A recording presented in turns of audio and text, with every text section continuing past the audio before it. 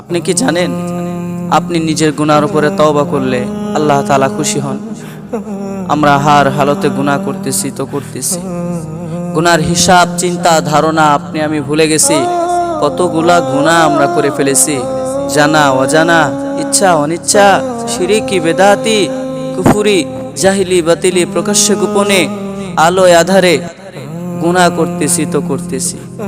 হায় রব, আপনি আমাদেরকে মাফ করে দেন।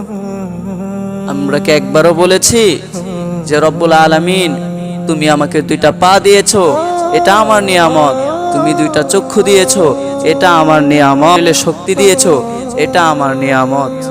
তারপরও আল্লাহ তাআলা আমাদেরকে নৈরাশ করেন নাই। আল্লাহ তাআলা এত এত নিয়ামত দিয়েছে যে নিয়ামতের শুকরিয়া আদায় করে শেষ করা যাবে না। তারপরও বান্দা আমরা নাফরমানি করতেছি।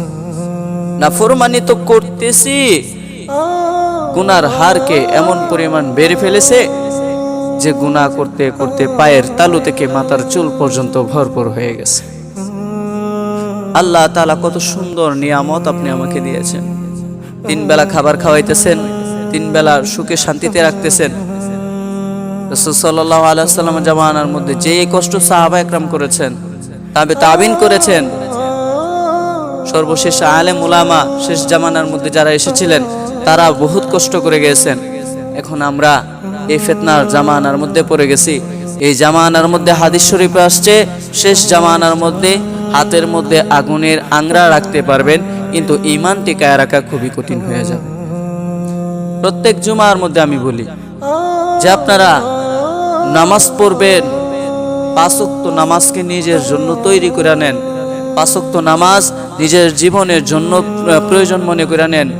আপনি আমি যেমন নামাজ ছাড়া চলতে পারি না, এইটা মনে করতে হবে এই ওয়াক্তেও নামাজ আমার জীবনের শেষ, এই ওয়াক্তেও নামাজ আমার আপনার জীবনের শেষ।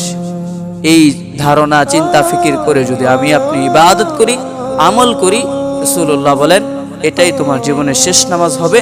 আর এই নামাজের জন্যই আল্লাহ তাআলা তোমাকে জান্নাতে প্রবেশ করায়।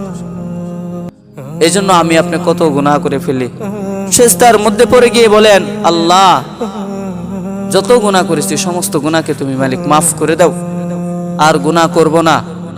গুনার উপরে তওবা করে ফেলেছি, আল্লাহ তুমি মাফ করে দাও। আল্লাহ তাআলা তওবাকারীকে মাফ করে দেন।